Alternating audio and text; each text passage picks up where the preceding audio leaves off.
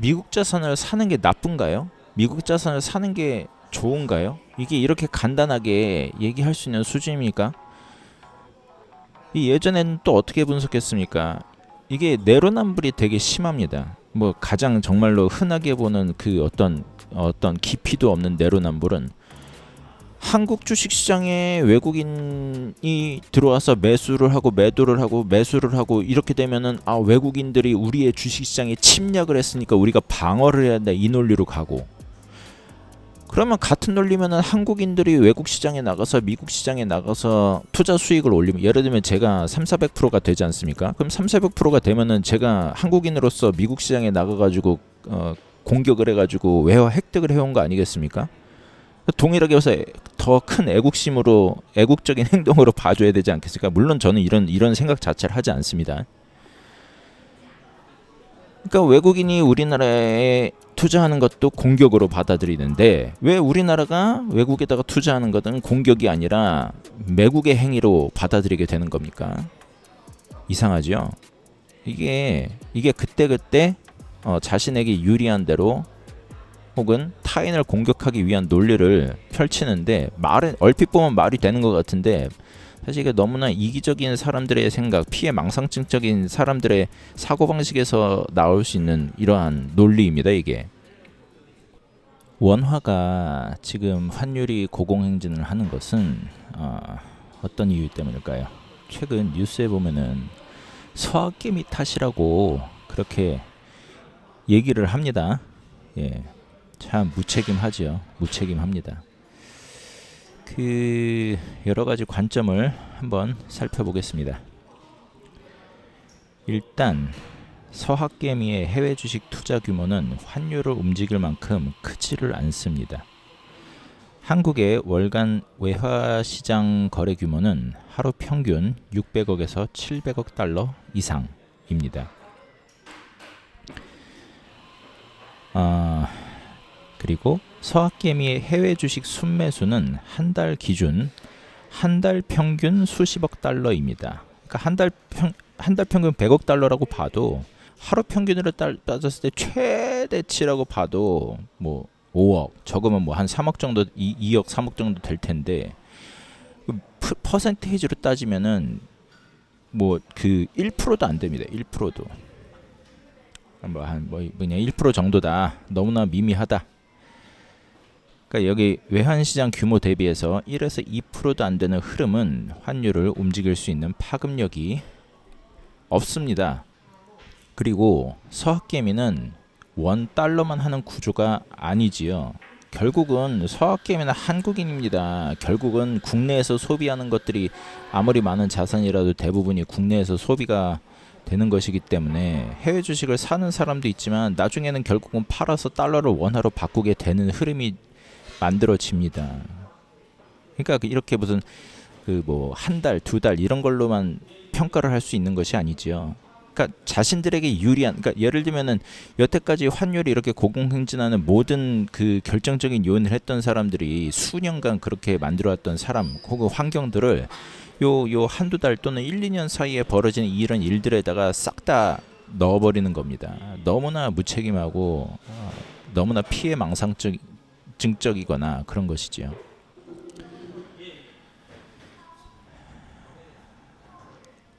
그리고 원화 약세는 글로벌 요인이 90% 이상 한국만의 문제가 아니다. 2022년부터 2025년 글로벌 달러 강세 사이클, 미국 금리 급등, 전 세계 달러 강세, 뭐 일본 엔화, 위안화, 유로 모두 약세, 신흥국 대부분이 원화보다 크게 약세. 예. 대체 왜 무엇 때문에 2022년부터 2025년까지 이런 일들이 벌어졌을까요? 가장 큰 이유는 미국 금리, 예를 우리나라의 경우와 모든 대부분의 전 세계가 같은 이유죠. 미국 금리가 높고 한국 금리가 낮고 일본 금리가 낮고 위안화가 낮고 다 낮은 겁니다. 거의가 아니라 역사상 처음으로 이런 현상이 벌어졌다고요. 우리가 평소에 수십 년간 뭐 1%에서 2% 이상이 높았는데 지금은 반대로 2% 이상이 우리가 낮습니다. 금리 역전이 벌어졌던 것이죠. 그렇게 되니까 그런 정책을 펼쳤던 나라들이 다 약세로 빠져버린 것이죠. 나라마다 그런 선택을 한 이유들은 여러 가지 있습니다. 우리나라 같은 경우 첫 번째는 뭐라고 생각하십니까? 부동산 때문이죠. 부동산. 물론 수입 때문인 것도 있습니다. 근데 결정적으로 만약에 우리가 5% 이상을, 예를 들면 미국이 5%인데 그럼 미국이 5%면 평상시 정상적인 상황이었으면 그게 6, 7%는 가야 된단 말이죠. 우리나라가. 그러면 기준금리가 6, 7%라는 거는 그러면은 그 실질적으로 은행 대출 금리는 7, 8%, 8, 9%가 될 거란 말입니다. 그러면 은행 대출 특히나 그 저금리 0%, 1%대 이때 받았던 사람들은 영원히 그럴 거라고 생각한 거 아니겠습니까? 그런데 그게 갑자기 7, 8%가 된다고 생각해 보면은 부동산 그 당시에 그 저금리로 연끌을 해서 벌었던 사람들은 어떻게 되겠습니까? 다 망하지요. 그럼 그 사람들 망하게 할 수가 없으니까는 할 수가 없는 게 아니죠. 망하게 하지 않고 그들이 망해야 될 것을 망하게 하지 않고 그 부담을 전 국가적으로 다 짊어지게 된 겁니다. 전 국가적으로요. 근본 원인은 한국 경제구조 요인이지 개인 투자자 탓이 아닙니다. 미국과 한국의 금리 격차 확대, 아까 말씀드렸던 내용, 금리차 확대, 외국 자금 유출 압력, 당연한 겁니다. 당연한 거. 다 같이 죽어야 됩니까? 그러니까 이게 이러한 그 어떤 위기에 대비가 안 돼 있던 그 무리한 연끌을 해서 투자를 하였던 사람들, 그 사람 스스로가 책임이 져야 되는데 그렇게 안 했죠. 또 수출입 회사들도 마찬가지죠. 이런 거 대비 안 합니까? 금융위기가 뭐 사상 처음 있는 겁니까? 거의 10년 주기로 한 번씩 나오는데 다 대비를 해야죠. 그 대비 안 하고 그렇게 그냥 대비 안 하고 있다가 그런 위기마저 휘청거리면 국민 세금으로 하고 나중에 그 해결되면은 다 자기들 덕분에 해결된 거고 다 그 과실은 다 스스로들 그렇게 되는 것이 맞는 것입니까? 이런 얘기 하고 싶지도 않습니다. 그러한 위기와 그러한 불리한 조건 내에서도 서학개미들은 알아서 본인들의 생명줄을 잡고서 만들어 간 사람들을 왜 그 사람 탓을 합니까? 제가 누구 탓하고 싶지도 않습니다. 근데 오히려 잘못도 없고 그런 책임도 없는 사람한테 오히려 그 총구를 겨눈다는 게 너무나 황당하지 않습니까? 이렇게 되면은 이러한 국가에 무슨 애국심을 바라고 그럽니까? 차라리 그냥 예를 들면은 그냥 그렇게 돈 벌어가지고 애국으로 하려는 거를 이 사람들 국가가 나를 도둑놈 취급하고 나를 무슨 매국노 취급하고 그렇게 되면은 그 나라에 살고 싶겠습니까? 수출업종의 변동성, 반도체 중국 수요 둔화, 경상수지 개선 속도 둔화. 이것도 너무나 치명적이죠. 우리나라가 달러가 왜 많겠습니까? 지금이야 그 서학개미들이 이 수년 동안 2020년도부터 수년 동안 미국 투자를 해서 대부분이 뭐 예를 들면 저도 그 2억 원금에 한 7억을 벌어왔으니까요. 그러니까 총 8, 9억 된단 말입니다. 그러면은 오히려 그 애국자들이죠. 이 말을 하려던 건 아니고 그러니까 지금의 외화의 어떤 그 획득은 이렇게 외국 투자로 인해서 벌어졌습니다. 2, 3년 동안. 근데 이건 극히 미미하고 그 과거에는 어땠을까요? 과거에는 무조건 수출이었죠. 우리가 외화가 많은 거는 과거에는 수출 때문이었습니다. 수출. 그런데 우리가 50년도 때는 주로 미국과의 수출입 구조로서 이런 어떤 달러를 조달을 했었고 당시에는 미국의 덕을 많이 봤죠. 뭐 그 미국의 덕을 많이 봤다 그래서 미국을 숭배해야 된다 이런 의미는 전혀 아닙니다. 다 이유들이 있으니까요. 예를 들면 미국은 왜 그렇게 부유해졌을까요? 미국이 부유해진 결정적인 요인들은 전쟁이었죠. 그러니까 그 1차 세계대전과 2차 세계대전에서 그 전 세계의 군수공장 역할을 하면서 안전하게 그렇게 생산을 하면서 전환점을 맞이했고 그렇게 되면서 그 최대의 전성기 때는 전 세계 GDP의 약 50% 정도를 미국 한 나라가 다 벌어들였습니다. 그 당시 1차 세계대 2차 세계전 그때 냉전 시기에 우리 한국 같은 경우는 최근의 통계는 보지 않았지만 약 5년 전까지의 통계로 보면은 우리가 역사상 가장 많은 원조를 받은 나라 중에 두 번째입니다. 근데 원조 X로만 보면 두 번째인데 시기적으로 보면 우리는 그 냉전 시기에 2차 세계대전, 1차, 2차 세계대전 그 시기에 받았던 거고 1위인 국가는 한참 후입니다. 그러니까 우리가 그 후진국에서 경제 선진국으로 진입하기에는 훨씬 더 좋은 구조였죠. 어떤 경제적인 상황 그리고 정치적인 상황 등등등등 봤을 때. 그래서 미국의 도움을 많이 받았고 일본의 도움도 받았죠. 그 부정할 수 없는 사실입니다. 그러면 일본을 숭배해야 되냐? 그건 아니죠. 왜냐하면은 다 이유가 있습니다. 다 그 객관적인 이유가 있기 때문에. 일본은 왜 그렇게 부자가 됐냐? 패망하고 나서 한국 전쟁 때문에 돈 번 거죠. 한국 전쟁 때 군수 공장으로서의 역할을 했고 우리보다도 더 먼저 미국이 원조를 시작했으니까요. 미국이 일본을 살렸고 한국 전쟁을 통해서 군수 공장 역할을 하면서 또 한 번 전성기로 들어가게 되죠. 그러면 한국은 어떻게 됐을까요? 한국은 미국의 그 도움과 월남전 때의 전쟁 보상금과 등등등으로 해서 그렇게 또 전환점을 맞은 겁니다.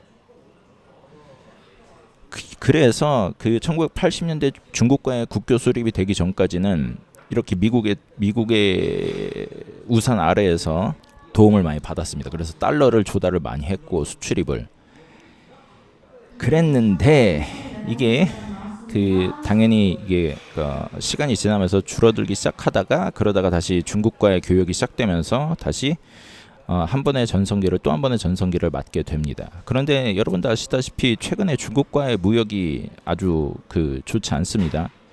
그렇게 되니까 이제 또 달러를 벌어들일 곳이 또 적어지고 그리고 불과 10년 전은 아닐까요? 예를 들면 15년 전은 충분한 것 같은데 15년 전만 해도 전 세계 조선업이라든가 반도체 그리고 제가 알기로는 그 당시에는 최소 7개 이상의 그 산업 시장 영역의 상품 영역이 한국이 전 세계 1위였던 적이 있었던 것으로 기억합니다. 근데 최근에는 그런 거 반도체도 없죠. 반도체도 TSMC에 뺏겼으니까요. 그러니까 지금은 우리 대한민국이 전 세계에서 경쟁력을 압도적으로 보유하고 있는 그런 상품이 거의 없습니다. 그러니까 상품의 경쟁력이 없어지면 이제 안 팔리죠. 그러면은 팔아서 달러를 벌어야 되는데 그게 많이 줄어든 것이죠. 그러니까 이제 예전과 달리 그 수출입으로서 달러를 벌어들이는 양도 줄고 그리고 세 번째 보면 세계적 안전자산 선으로 달러로 자금 쏠림 당연하죠. 미국 금리 그 역전으로 인해 가지고 국채 금리가 지금은 미국 금리가 떨어지고는 있다고 해도 지금도 여전히 미국의 장기국채 20-30년 장기국채 같은 경우는 여전히 4% 후반대입니다. 4.67%, 7-8% 막 그렇게 되고 그런 상태입니다. 외환시장은 외국인이 지배하는 시장입니다. 개인 비중은 미미하다. 한국의 외환시장의 주체 비중, 외국인 글로벌 기관이 70% 이상, 그리고 국내 은행 기관 비중 포함하면 90% 이상, 개인 투자자의 비중은 1%도 되지 않음. 그러하니 주택 매매가 아파트 가격에 영향 주는 것과 다르게 아파트 가격은 우리 일반적인 이런 일반 국민의 영향을 많이 받지만 환율은 완전히 기관의 시장이다. 개인 투자자 서학개미는 가격을 좌우할 셈 파워가 없다. 그렇죠. 그리고 예를 들면은 우리나라 연금도 점점 국민연금도 점점 미국 주식과 미국에 대한 투자 비율을 높여가지고 지금 30-40%까지 올라온 것으로 알고 있고. 그리고 또 작년과 재작년도 그랬나요? 확실한 건 작년에 계속 연간 200억 불을 최소 200억 불, 크게 보면 400억 불인데 200억에서 400억 불을 외환 환율을 잡는데 동원했단 말입니다. 저희가 예를 들면 그때 정확한 수치는 4천억에서 5천억 불 사이로 우리가 외환 보유고가 있는데 외환 보유고가 200억 불씩 줄어들었고 그 200억 불씩 줄어드는 것이 환율 방어 때문이었다라고 알고 있습니다. 정확한 수치는 차이가 날 수 있지만 주요 원인은 그거였고 게다가 그러한 요인이 아니었으면 일반적으로 우리나라의 외환은 200억 불씩 증가가 되어야 하는데 증가가 되지 200억 불씩 증가가 되어야 되지 않는데 뭐 유지도 못하고 그게 200억 불씩 그 축소되어 나갔다는 경우는 결국은 추가되어야 할 200불 플러스 200에 마이너스 400을 해야지 마이너스 200이 되는 거 아니겠습니까? 그렇기 때문에 거의 연간 400억 불이 지출이 되어 왔다는 얘기입니다. 그러하니 결론은 서학개미 탓이라는 주장은 정치적, 언론적 프레임일 뿐이다. 경제학적으로 보면 환율을 움직이는 것은 다음 세 가지: 금리, 한국 금리, 미국 금리의 격차, 해외 자금 흐름, 외국인 투자자, 그리고 세 번째 무역 흑자 적자 등 국가 펀더멘털. 이 세 요소가 비중 95% 이상을 차지합니다. 원화 약세를 개인 투자자에게 돌리는 것은 책임 전가죠. 예전에 우리 IMF 터진 것을 국민의 사치 때문이라고 했던 것처럼. 그리고 200억 불이 많죠, 외국인에 비해서. 그런데 왜 이거를 서학개미 탓을 합니까? 또 다른 관점에서 보게 되면은 우리가 왜 미국에 투자하죠? 미국에 투자할 만하니까 하는 거죠. 왜 우리가 한국에 투자 안 할까요? 한국에 투자할 만하지 않으니까 안 하는 겁니다. 그 외국인도 마찬가지, 누구도 마찬가지입니다. 그러니까 이거를 또 애국심을 들먹이면서 그거를 합니까? 투자하고 쉽게 만들어주면 됩니다. 우리나라의 정치인들이랑 국회의원들이랑 그리고 기득권들이랑 등등등의 사람들이, 기업인들도 마찬가지고 그 국내 그 주식시장을 자기들에게 유리하게 만들고 그렇게 했으면 일반 개인이 해외 그 공정성이 무너져 있는 시장에서 하고 싶겠습니까? 이게 하나의 문제고, 또 하나의 문제는 우리나라의 그 교육 정책부터 그 이러한 산업을 지속적으로 발전시키기에 대단히 불리한 시스템을 만들어놨습니다. 이것도 결국은 기득권들이, 의사라든가 이런 거를 쫓아간 탓 아닐까요? 그리고 기득권들이, 정치인들이 제대로 정치를 못한 탓 아닙니까? 그러다 보니까는 당연히 우리나라의 그 산업의 미래가 점점점 암울해지고 있는데, 그거를 개인 탓입니까? 근본적인 탓은 그 정책을 만드는 국회의원들이라든가 그 공정성을 지켜나가야 될 그 기업인들이 시장을 불공정하게 만들고 국가 정책을 잘못 짜니까는 그런 거 아니겠습니까? 그러니까 엉망으로 만들었어도 너희들이 여기에 남아라 이렇게 하지 마시고요. 좋게 만드십시오. 좋게 남아있고 쉽게 국민들이 애국심을 더 가질 수 있게 국민들을 신경을 써줘야죠. 국민들에게는 그 무슨 각자 도생의 길, 아프리카의 사바나를 만들어 놓고서 그렇게 불안정하게 만들어 놓고서 국민들에게는 그래도 떠나지 말아라 하는 게 말입니까 이게? 또 하나, 미국 자산을 사는 게 나쁜가요? 미국 자산을 사는 게 좋은가요? 이게 이렇게 간단하게 얘기할 수 있는 수준입니까? 이 예전에는 또 어떻게 분석했습니까? 이게 내로남불이 되게 심합니다. 뭐 가장 정말로 흔하게 보는 그 어떤 깊이도 없는 내로남불은, 한국 주식시장에 외국인이 들어와서 매수를 하고 매도를 하고 매수를 하고 이렇게 되면은 외국인들이 우리의 주식시장에 침략을 했으니까 우리가 방어를 해야 한다, 이 논리로 가고, 그러면 같은 논리면은 한국인들이 외국 시장에 나가서 미국 시장에 나가서 투자 수익을 올리면, 예를 들면 제가 3,400%가 되지 않습니까? 그럼 3,400%가 되면은 제가 한국인으로서 미국 시장에 나가가지고 공격을 해가지고 외화 획득을 해온 거 아니겠습니까? 동일하게 해서 더 큰 애국심으로, 애국적인 행동으로 봐줘야 되지 않겠습니까? 물론 저는 이런 생각 자체를 하지 않습니다. 그러니까 외국인이 우리나라에 투자하는 것도 공격으로 받아들이는데, 왜 우리나라가 외국에다가 투자하는 것은 공격이 아니라 매국의 행위로 받아들이게 되는 겁니까? 이상하죠? 이게 그때그때 자신에게 유리한 대로 혹은 타인을 공격하기 위한 논리를 펼치는데, 말은 얼핏 보면 말이 되는 것 같은데 사실 이게 너무나 이기적인 사람들의 생각, 피해 망상증적인 사람들의 사고방식에서 나올 수 있는 이러한 논리입니다, 이게. 또 하나, 예전에 일본도 우리나라보다 더 큰 환율이 더 큰 변동성이 있었고 환율이 안 좋았었죠. 지금도 안 좋지만.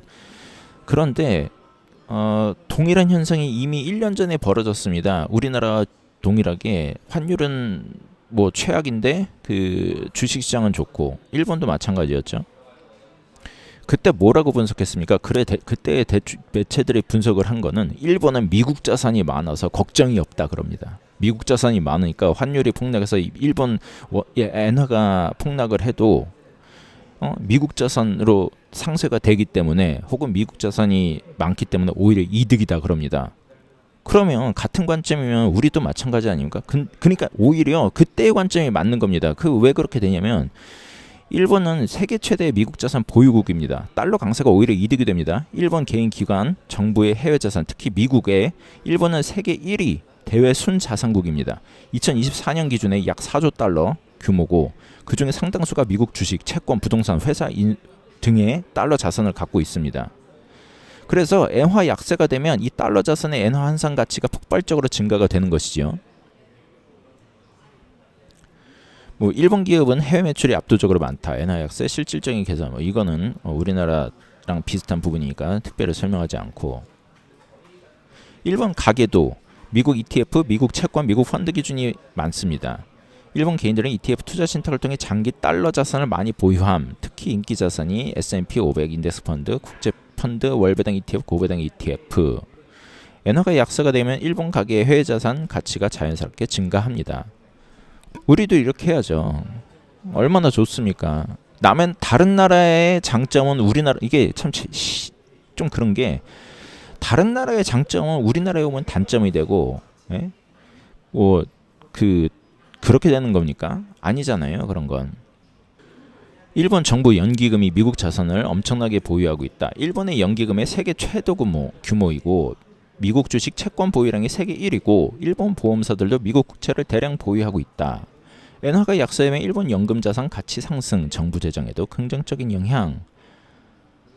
그럼 한국은 왜 다르냐? 한국은 일본과 달리 국가 전체가 보유한 미국 자산 비중이 작다. 한국의 형실. 이게 왜 그러겠습니까? 싸그리 다 부동산에 들어가 있는 겁니까? 한국이 위험한 거는 미국 자산에 투자가 많이 되고 있기 때문이 아니라 오히려 미국 자산에 투자가 되고 있지 않고 달러 자산이 없고 그리고 산업에도 돈이 들어가지 않고 자국 산업에도 돈이 들어가지 않고 그냥 싸그리 다 부동산에 들어가 있으니까 그런 것이지 않겠습니까? 누구나 인정하는 거 아닌가요? 이 전 세계에서 유례를 찾아볼 수 없는 부동산 몰빵 국가. 부동산 투자에 대해서 나쁘게 보진 않습니다. 전반적으로 그렇다라는 거죠. 저도 부동산은 갖고 있으니까요. 한국의 현실, 가계, 미국 자산 보유 증가 중이지만 아직 전체 자산 대비 낮다. 기업, 해외 매출 많지만 일본만큼 압도적이지도 않고 정부 연기금, 일본만큼 미국 자산 비중이 높지도 않고 국가 차원의 해외 순자산 규모, 일본에 비해 매우 낮음. 그러니까 이거를 애국적인 관점에서는 무엇인가요?